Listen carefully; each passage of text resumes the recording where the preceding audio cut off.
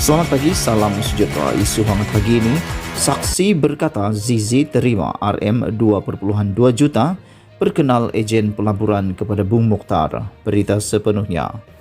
Mahkamah Session Kuala Lumpur hari ini diberitahu bahawa isteri Bung Mokhtar Radin, Zizi Izzati Abdul Samad menerima wang tunai RM2,2 juta apabila memperkenalkan ejen pelaburan Public Mutual Berhad kepada suaminya untuk Felcra membuat pelaburan RM150 juta dalam unit saham bank tersebut.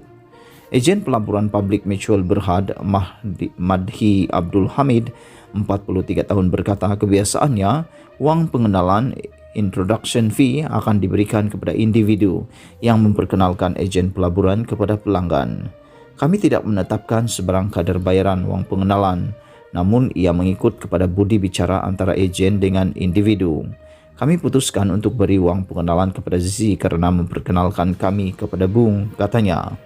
Madhi yang merupakan saksi utama dalam kes itu berkata demikian semasa pemeriksaan utama oleh Timbalan Pendakwa Raya Muhammad Sufyan Zakaria dan Lau Chin Ho pada pembicaraan kes rasuah yang dihadapi Bung Mokhtar dan istrinya di hadapan Hakim Rozina Ayob.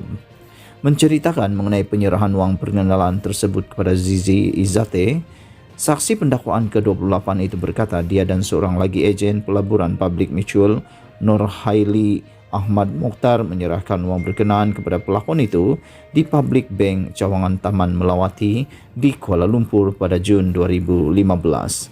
Pada hari tersebut, saya dan Nur Haili berada di Public Bank, namun Nur Haili berada di bank hanya sekejap sahaja kerana dia ada urusan lain.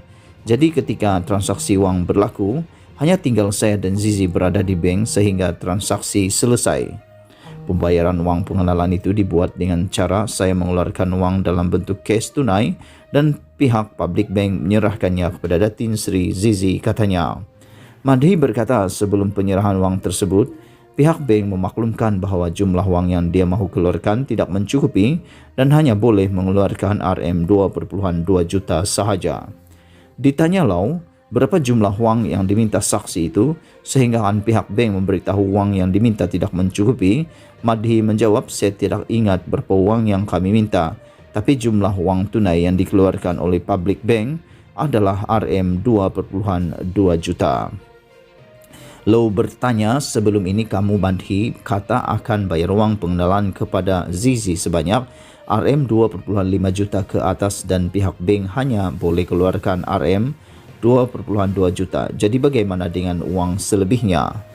Mahdi berkata yang selebihnya dibayar kepada Zizi dengan cara membuka akaun pelaburan dengan Public Mutual Berhad seperti yang diminta oleh Zizi. Saksi itu berkata bagi membuka akaun pelaburan atas nama Zizi Izzati, dia dan Nur Haili perlu menyerahkan baki wang pengenalan itu dalam bentuk cek atau nama atas nama Public Mutual. Sebanyak 2 cek diberikan kepada Zizi, iaitu 1 cek daripada saya berjumlah lebih RM200,000 dan 1 lagi cek daripada Nur Haili yang jumlah untuk membuka akaun itu lebih kurang RM600,000 hingga 700,000, katanya. Pada 3 Mei 2019, Bung Mokhtar mengaku tidak bersalah atas 2 pertuduhan menerima rasuah berjumlah RM2,2 juta dan RM262,500 sebagai dorongan mendapatkan kelulusan Felcra untuk membuat pelaburan RM150 juta dalam unit amanah Public Mutual. Bung Mokhtar, 63 tahun yang merupakan pengurus sibukan eksekutif Felcra ketika itu didakwa menerima rasuah daripada Madhi menerusi Zizi Izzati di Public Bank Cawangan Taman Melawati di Kuala Lumpur antara 12.30 tengah hari dan 5 petang 12 Jun 2015. Dia juga mengaku tidak bersalah menerima suapan wang tunai sebanyak RM335.500 daripada Nur Haili di bawah nama Zizi Izzati atas sebab sama dan di tempat sama pada 19 Jun 2015. Zizi Izzati, 43 tahun pula, mengaku tidak bersalah atas 3 pertuduhan bersubhat dengan suaminya berhubung perkara itu di tempat, tarikh dan masa yang sama. Perbicaraan di hadapan Rozina bersambung 7 Disember ini. Sekian isu hangat pagi ini. Jangan lupa tinggalkan komen anda, tekan butang subscribe dan kita jumpa lagi. Bye-bye.